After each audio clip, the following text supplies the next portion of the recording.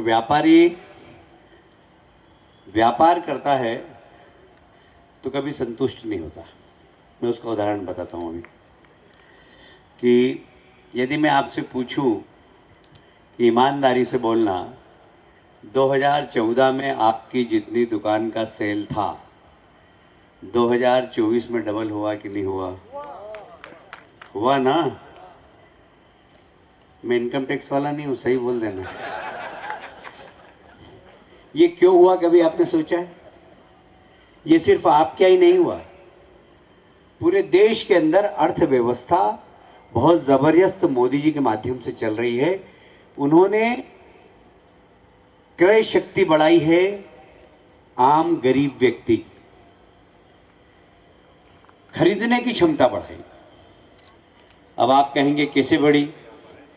मैं शहर के बारे में बताऊंगा, प्रदेश के बारे में बताऊंगा और देश के बारे में भी आपसे चर्चा करूंगा। देखिए, 2014 के पहले देश की ऐसी स्थिति थी, देश की सीमाएं भी बहुत ज्यादा सुरक्षित नहीं थी। देश के अंदर आंतरिक सुरक्षा भी बहुत अच्छी नहीं थी। नक्सलवाद, आतंकवाद इसने घेर रखा था। कहीं बॉम्बे में बम विस्फोट हो रहा है, कभी बाबा विश्वनाथ के नगरी में बम विस्फोट हो रहा है, कभी गुजरात में हमारे सिंघी जी के स्वामीनारायण मंदिर में बम विस्फोट हुआ। कहीं ना कहीं बम विस्फोट होता ही रहता था। मैं आपसे पूछना चाहता हूं, 2014 के बाद जब से मोदी जी ने देश की कमान संभाली है, कभी आपने सुना है कि कहीं पर आतंकवादियों ने बम विस्फोट किया इस देश के अंदर? क्योंकि सरकार की नीति और नियत दोनों में अंतर है। पहले सीमा पर हमारा सैनिक खड़ा रहता था, सामने से गोली आती थी, बम आते थे, वो अपने अधिकारियों को कहते थे। अधिकारी दिल्ली बात करते थे, दिल्ली में पूछते थे क्या करें, दिल्ली वाले कहते जरा रुको, अभी मंत्रालय से जवाब नहीं आया। हमारे देश के प्रधानमंत्री नरेंद्र मोदी जब से बने हैं, जब से दिवाली कहाँ मनाते हैं? वो कहाँ मनाते हैं? हम अपनी दुकान सजाते हैं, घर में बढ़िया मिठाई बनाते हैं। वो देश की सीमा पे खड़े हुए वो नौजवान जो देश को सुरक्षा के लिए अपना घर और परिवार छोड़कर देश की सीमा पर खड़े होते हैं, उनको यह एहसास कराते हैं कि मैं तुम्हारा परिवार हूं। वहां जाके खड़ा हो जाते हैं और उसके बाद उनसे कहते हैं कि किसी से पूछने की जरूरत नहीं है, यदि एक गोली आए तो 10 बम फेंकना उधर। ये होती है नेतृत्व की क्षमता। आज देश की सीमा पे खड़ा हुआ नौजवान स्वाभिमान के साथ खड़ा है, गौरव के साथ खड़ा हुआ है। उसे किसी बात की चिंता नहीं, किसी बात का डर नहीं, क्योंकि देश के प्रधानमंत्री ने सेना को कह दिया कि देश की सुरक्षा में कहीं पर भी आंच आए तो चूकना मत, किसी से इजाजत लेने की जरूरत नहीं है, घुस के मारो, घुस के, चिंता मत करो। ये देश के प्रधानमंत्री ने देश की सेना का आत्मविश्वास बढ़ाया है। आज बाहर से आतंकवादी घटना भी कम हुई है, नक्सलवाद भी कम हुआ है, आतंकवाद भी कम हुआ है। 70% घटनाएं कम हो गई 2014 के बाद से। ये एक विषय हुआ देश की सुरक्षा का। दूसरा विषय बताता हूं मैं, इसी को एक बात और सुना कि इस बात को खत्म कर देता हूं मैं। अभी पिछले दिनों देश की, दुनिया के देशों की सेनाओं की रेटिंग हुई। किस देश की सेना सबसे ताकतवर है? आपको सुनकर गर्व होगा कि दुनिया की सबसे 3 ताकतवर सेनाओं में से एक भारत की सेना भी है, जो घर में घुस कर मार कर आती है, एयर स्ट्राइक करके वापस आती है। ये भारत की सेना का जज्बा है। आज 2014 के पहले ये नहीं था, 2014 के बाद आज है। 2014 के पहले जब हमारे देश का प्रधानमंत्री किसी भी देश में जाता था तो लोग समझते थे मांगने आ गया, पता नहीं क्या मांगेगा।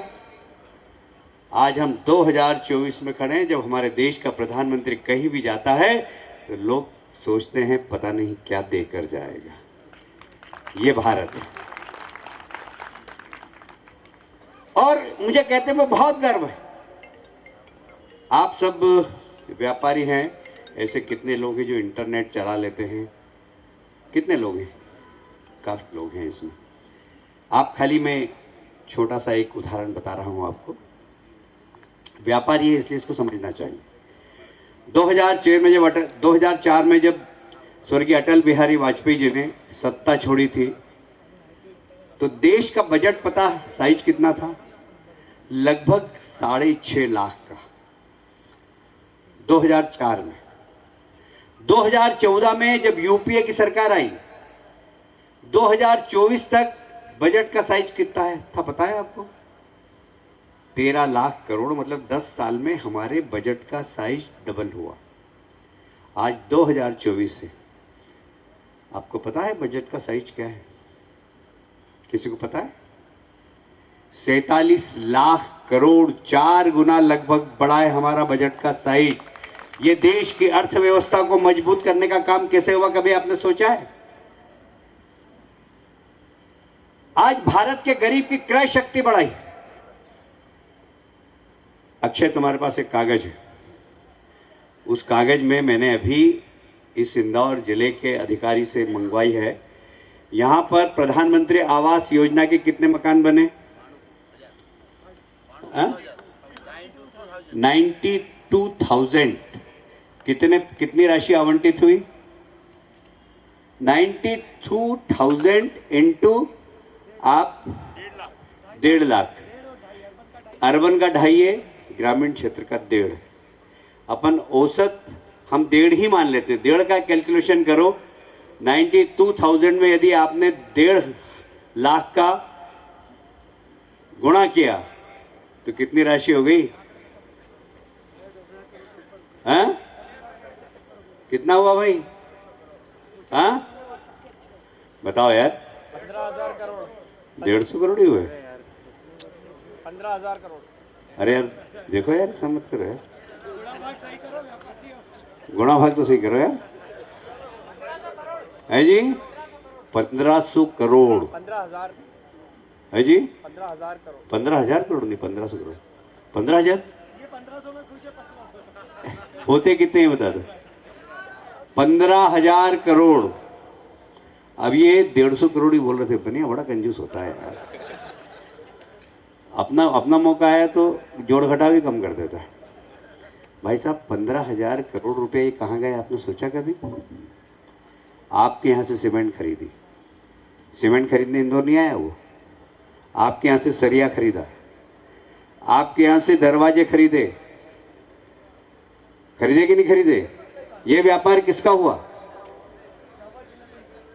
झाबुआ जिले में सिर्फ 15,000 करोड़ के गरीबों के मकान का पैसा आया है। यहां पर प्रधानमंत्री अन्न योजना भाई साहब कितने लोगों को मिल रही है? अन्न 5 किलो प्रति व्यक्ति अनाज। 80,000 परिवार है शायद। हाँ 80,000 परिवार। 80,000 परिवार। अपन औसत समझे कि एक परिवार में 5 लोग हैं, तो 5 किलो अनाज प्रति माह कितने का हो गया? अरे बताओ यार, मैं कोई इनकम टैक्स वाला थोड़ी हूं कि आपके घर छापा मार दूंगा सही बता दोगे तो। कितना हुआ? कम से कम 200 रुपए एक परिवार में। 80,000 इंटू 200 कितने हुए?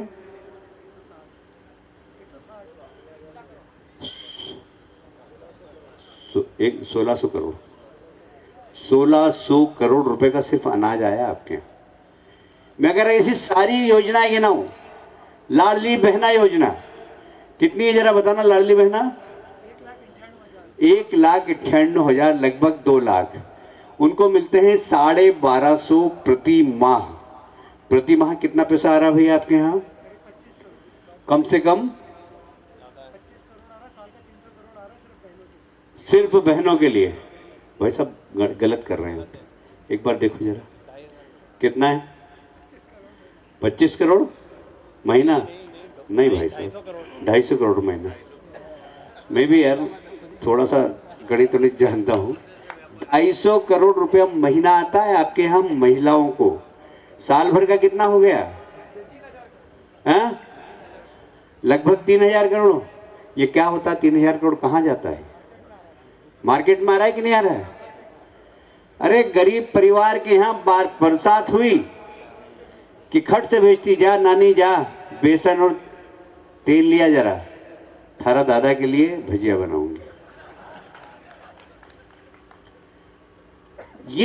ये क्रय शक्ति बढ़ाने का काम किया देश के प्रधानमंत्री मोदी जी ने, जिससे हम लोगों का व्यापार चल रहा है। मेरी किराने की दुकान है, मेरा सेल एग्जैक्ट डबल हो गया, एग्जैक्ट डबल बल्कि 2.5 गुना हो गया,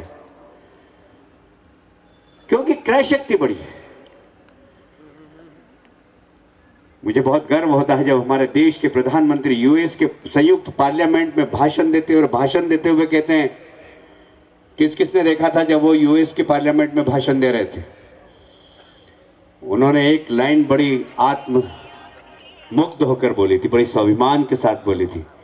उन्होंने बोला था, माय लॉर्ड, जब मैं पहली बार आया था तब विश्व की अर्थव्यवस्था में भारत 11वें नंबर पर था। आज मैं आया हूं, भारत विश्व की अर्थव्यवस्था में 5वें नंबर पर है।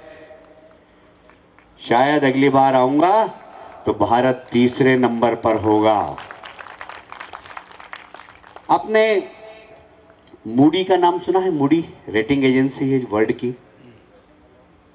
बैंक भी है, सबसे पुरानी बैंक है, पर वो रेटिंग भी करती है देश की अर्थव्यवस्थाओं की। एशियन डेवलपमेंट का नाम सुना है? IMF का नाम सुना है? International monetary fund. ये सब लोग दुनिया के देशों की अर्थव्यवस्था का अध्ययन करते हैं। आप IMF की साइट खोलकर देखना, भारत के बारे में उसने 1.5 पेज लिखे हैं और उसने कहा जिस तेजी से भारत की अर्थव्यवस्था बढ़ रही है, शायद 2027 तक भारत दुनिया की 3री अर्थव्यवस्था होगा और 2040 के पहले भारत दुनिया की पहली अर्थव्यवस्था होगा, सारे देशों को पछाड़ देगा। ये भारत की स्थिति है आज। और इसलिए मैं आप सबसे निवेदन करना चाहता हूं कि आप 1000 लोग होंगे यहां पर, आप 1000 लोग नहीं हैं, आप 1 लाख लोग हैं। मैं ऐसा मान के चलता हूं कि एक व्यक्ति के साथ कम से कम 100 लोग जुड़े हुए हैं। मैं 1 लाख लोगों से बात कर रहा हूं। आज देश को आवश्यकता है फिर से मोदी की। एक तरफ मोदी को हराने के लिए इंडी गठबंधन बना, एक तरफ मोदी को हटाने के लिए इंडी गठबंधन क्या कह रहा है और क्या कर रहा है।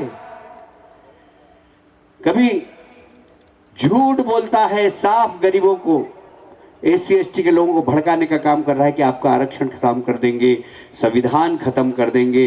अरे मित्रों, जहां कांग्रेस की सरकार है कर्नाटक में, वहां 4% आरक्षण मुस्लिमों को दे दिया। किसका कम हुआ? किसका कम हुआ? ये OBC का कम हुआ, ये ST का कम हुआ, ये ST का कम हुआ। आप पूछिए कांग्रेस के लोगों से कि जम्मू कश्मीर में धारा 370 लगी थी, 70 साल तक वहां के दलितों को आरक्षण का लाभ नहीं मिला। हमने डॉक्टर श्यामा प्रसाद मुखर्जी को प्रणाम किया। डॉक्टर श्यामा प्रसाद मुखर्जी भारतीय जनसंघ के पहले अध्यक्ष थे। पंडित जवाहरलाल नेहरू की तुष्टीकरण की नीति के खिलाफ उनके मंत्रिमंडल के सदस्य होने के बाद भी मंत्रिमंडल से इस्तीफा दे दिया। भारतीय जनसंघ की स्थापना की। भारतीय जनसंघ ने अपना पहला आंदोलन किया था, एक देश में 2 निशान, 2 विधान, 2 प्रधान नहीं चलेंगे। डॉक्टर श्यामा प्रसाद मुखर्जी के नेतृत्व में देश भर के जनसंघ के कार्यकर्ताओं ने जम्मू कश्मीर की जेलों को भर दिया था। संदिग्ध परिस्थिति में डॉक्टर श्यामा प्रसाद मुखर्जी की वहां पर मृत्यु हुई थी। इस देश की एकता और अखंडता के लिए सबसे पहला बलिदान अगर किसी राजनीतिक दल का था तो भारतीय जनसंघ का था, भारतीय जनता पार्टी का। और हमने जो कहा वो करके दिखाया। देश की जनता ने, आप लोगों ने मोदी जी को प्रधानमंत्री बनाया बहुमत से। मोदी जी की और अमित शाह की जोड़ी ने एक झटके के अंदर धारा 370 समाप्त करके इस देश में आतंकवाद को कम करने का काम किया। लोग कहते थे कि धारा 370 हटी तो खून की नदियां बह जाएगी। जम्मू कश्मीर में कोई तिरंगा लगाने वाला नहीं मिलेगा। मुझे कहते हुए गर्व है कि स्वतंत्रता के 75 वर्ष मनाए हमने। सारे देश ने तिरंगा यात्रा निकाली, हमने हर घर में तिरंगा लगाया था कि नहीं आप लोगों ने भी? उन लोगों के गाल पर तमाचा लगा जो कह रहे थे जम्मू कश्मीर में झंडा उठाने वाला नहीं होगा। जम्मू कश्मीर की एक एक पंचायत में तिरंगा लहराया, भारत माता की जय बोली गई, वंदे मातरम बोला गया। गए वो लोग जो आईएसआई का झंडा लगाते थे, जो पाकिस्तान जिंदाबाद बोलते थे हमारे देश के अंदर, हिंदुस्तान मुर्दाबाद बोलते थे हमारे देश के अंदर, वो सब लोग अब दिखाई नहीं दे रहे। ये नेतृत्व क्षमता है मोदी जी की, और इसलिए आज देश को मोदी जी की आवश्यकता है। मैं तो कांग्रेस के मित्रों से भी कहना चाहता हूं, देश को आगे बढ़ाना है, और देश को आगे बढ़ाना है तो आज के समय एक ही शख्सियत है, मोदी मोदी मोदी, जो देश को आगे बढ़ा सकता है। हम बचपन में शाखा जाते थे और प्रार्थना करते थे, नमस्ते सदा वत्सले मातृभूमि। हम हमारे मुख्य से पूछते थे क्या है, रोज की रोज एक प्रार्थना, कबड्डी, ध्वज प्रणाम, क्या होगा इससे? बोले भारत को विश्व गुरु बनाना है। इनके इससे भारत को विश्व गुरु बनेगा? कुतर्क करते थे। हमारे मुख्य शिक्षक हमसे डरने लगे थे कि रोज कुछ तो भी प्रश्न पूछते। पर धीरे धीरे धीरे धीरे राष्ट्रभक्ति का प्रवाह, राष्ट्रभक्ति की ताकत जिसने हमारे रक्त में प्रवेश किया, तब समझ में आया कि हम नमस्ते सदा वत्सले का गीत गाते गाते आज राष्ट्रवाद की बात करते हैं, हम तिरंगे की बात करते हैं, हम भारत माता की बात करते हैं। हमारी सेना जब घुस के मारती है तो हम उसको शाबाशी देते हैं। कांग्रेस की तरफ प्रश्न नहीं पूछते हैं कि सबूत ला के दो, सर्जिकल स्ट्राइक हुई कि नहीं हुई, ये सबूत मांगते हैं। ये सैनिकों का अपमान करते हैं, उनके साहस का अपमान करते हैं। ये इंडी गठबंधन जो बोलता है हम जाति के आधार पर जनगणना करेंगे, भाई हम उसके विरोधी नहीं है, पर जाति के आधार पर तुष्टीकरण, जाति के आधार पर वर्ग भेद, जाति के आधार पर समाज को बांटना, ये अंग्रेजों की प्रवृत्ति थी। अंग्रेजों ने यही काम किया था, फूट डालो और राजनीति करो। कांग्रेस यदि इस मार्ग पर चलेगी तो देश की जनता को नकारना चाहिए। क्या मैं आपसे पूछना चाहता हूं, आज इस देश को जातियों के आधार पर जनगणना करना आवश्यक है क्या? देश के विकास के लिए आवश्यक है क्या? अरे मोदी जी कहते हैं मेरी 4 जाति है सिर्फ। वो कहते हैं कि एक किसान, किसानों का सम्मान। आज किसान सम्मान निधि के माध्यम से प्रत्येक किसान को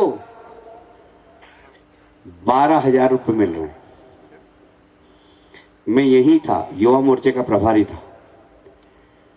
अक्षय भाई, राजीव जी प्रधानमंत्री थे, वो यहां पर आए, भाषण दिया उन्होंने कि मैं 1 रुपया भेजता हूं, 15 पैसे ही पहुंचते हैं। बोला था कि नहीं बोला था? कितने लोगों को मालूम है? हमारी सरकार के प्रधानमंत्री, हमारी सरकार के मुख्यमंत्री बटन दबाते हैं, सीधे उनके खाते में पूरा पैसा पहुंच जाता है, एक नया पैसा भी कम नहीं पहुंचता है। नो दलाली, नो कमीशन। ये भारतीय जनता पार्टी की साख है, ये भारतीय जनता पार्टी की नीयत है, ये भारतीय जनता पार्टी की नीति है। क्यों साहब? वो प्रधानमंत्री थे जब 1 रुपया भेजते थे 15 पैसे पहुंचते थे। आज किसान सम्मान निधि के माध्यम से कितने किसानों को पैसा मिल रहा है? अक्षय, तुम्हारी परीक्षा ले रहा हूं मैं, कितने किसानों को पैसा मिल रहा है? 1,23,000 किसानों के खाते में 12,000 रुपए आ रहे हैं। ये 12,000 इंटू 1,23,000 कितने हो गए? अरे बाप रे, मैं कहूँ कि मैं देना चाहता हूँ आपको इतने पैसे, तो आप खट से बता दोगे हैं?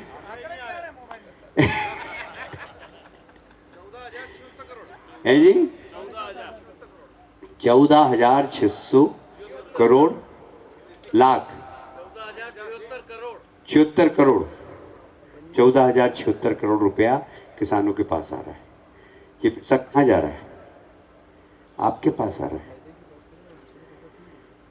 ऐसी बहुत सारी योजना है मित्रों जिसने अर्थ चक्र को मजबूत किया है। अर्थ चक्र मजबूत हुआ है तो हम भी मजबूत हुए, हम व्यापारी भी मजबूत हुए, हर व्यापारी मजबूत हुआ है।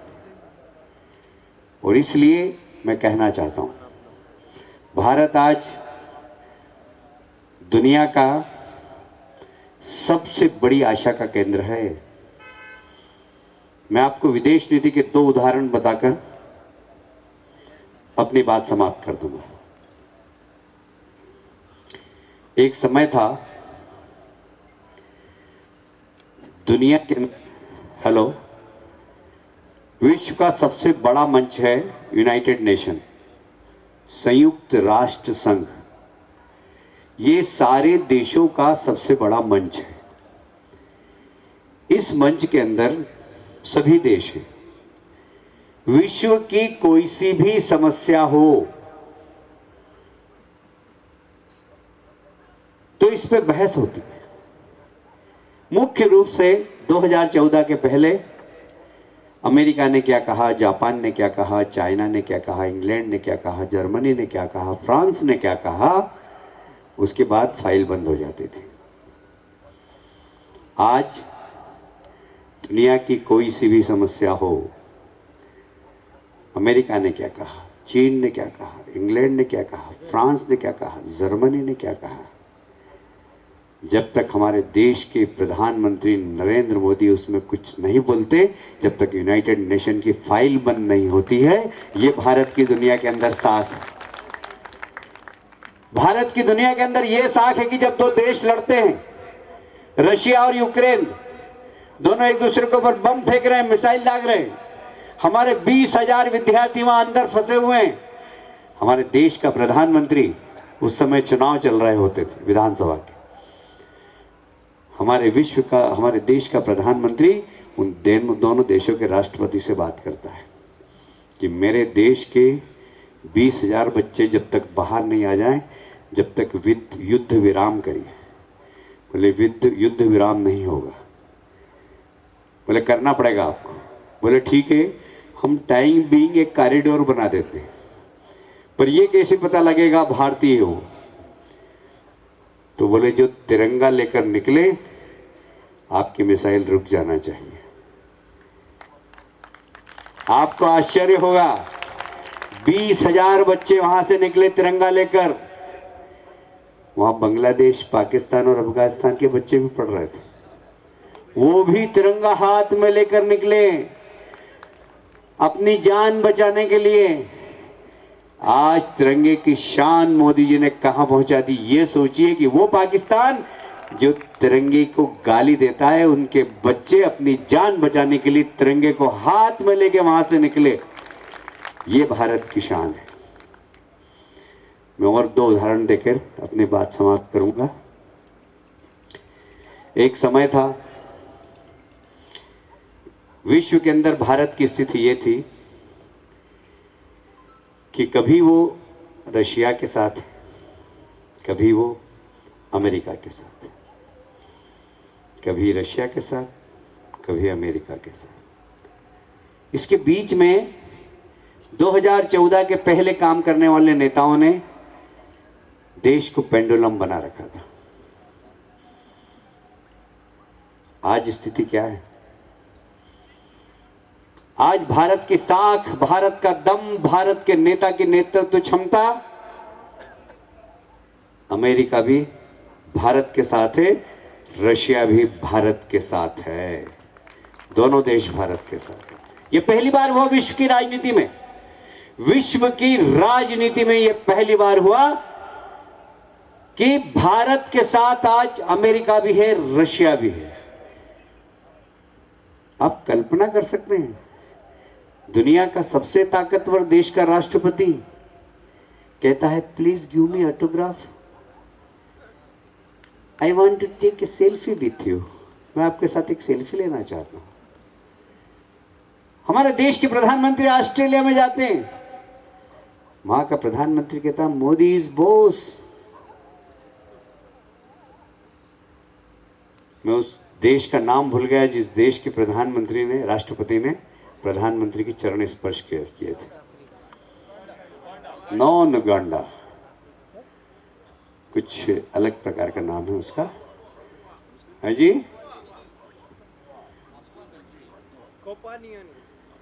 मैं नाम भूल गया उसका।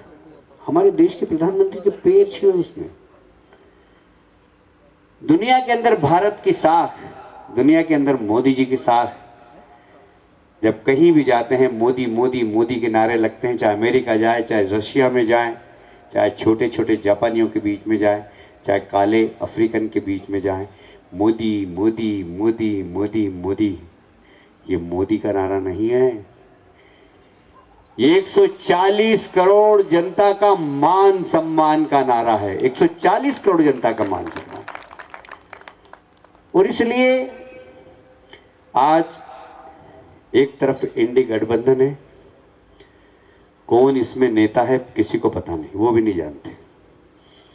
कौन प्रधानमंत्री बनेगा किसी को नहीं मालूम। वाई नॉट में कौन लड़ रहा है? नहीं नहीं, सम्मान से बोलो है। ऐसा है कि अक्षय कल ही आया अभी, उसको भी थोड़ा बुरा लगेगा अभी। काफी समय उसका नेता रहा है वो।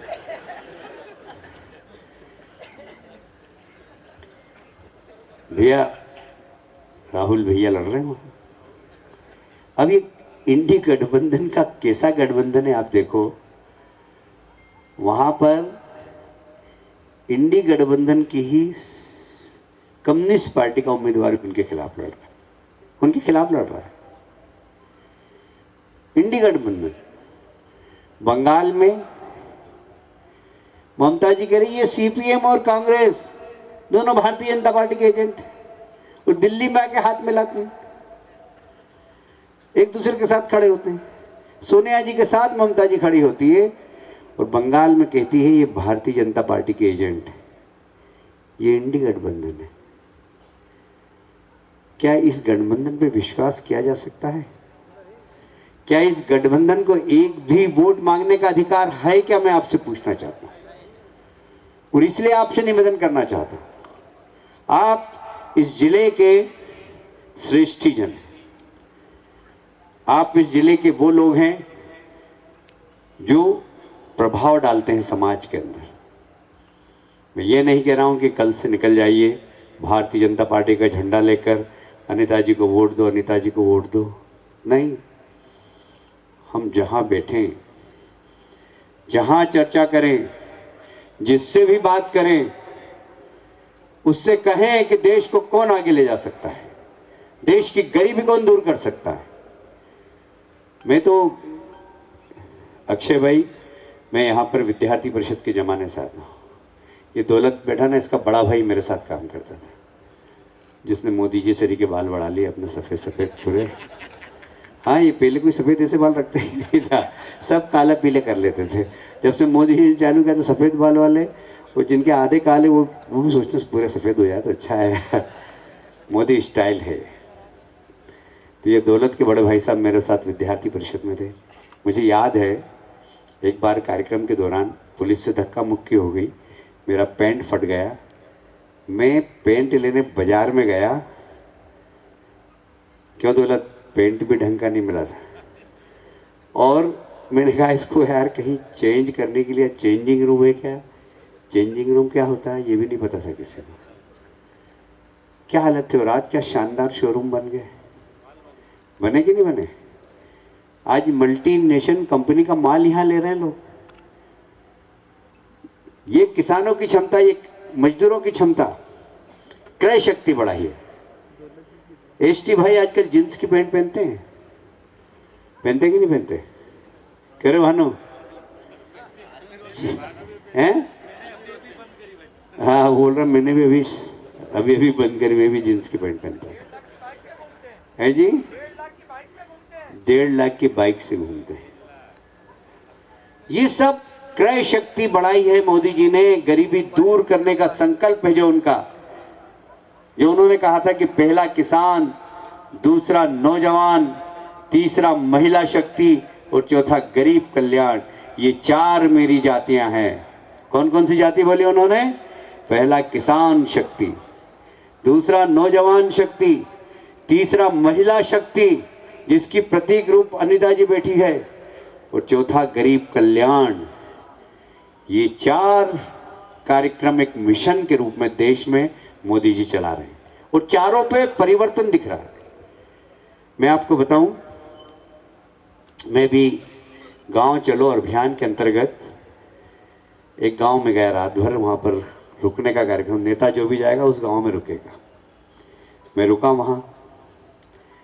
वहां उस कार्यक्रम में सेल्फ हेल्प ग्रुप की महिलाओं से भी मुझे चर्चा करना थी। उस गांव की पॉपुलेशन 6000। मैं पहले भी जाता रहा, वहां सेल्फ हेल्प ग्रुप के 60 ग्रुप थे, 600 ग्रुप थे और 6000 महिलाएं उससे जुड़ी हुई थी। 1 साल का उनका टर्नओवर 3 करोड़ का था, जिसमें 300 दीदियां लखपति बन गई, छोटा छोटा व्यवसाय करके, छोटा छोटा। 6 लाख करोड़ प्रधानमंत्री जी ने इन महिला सशक्तिकरण के लिए दिया है। और इसलिए मित्रों, मैं बात के समापन में इतना ही कहना चाहता हूं कि आप भारतीय जनता पार्टी का झंडा उठा के नहीं, पर एक आत्मविश्वास के साथ, आप आत्मसंकल्प के साथ यहां से उठें कि हम मोदी जी को एक बार फिर से प्रधानमंत्री बनाने के लिए समाज के बीच में जाएंगे, लोगों को इकट्ठा करेंगे और कहेंगे कि आज मोदी इस देश की आवश्यकता है। भारत को अगर कोई विश्व गुरु बना सकता है तो वो सिर्फ नरेंद्र मोदी बना सकते हैं। फिर से एक बार धन्यवाद, बहुत बहुत धन्यवाद।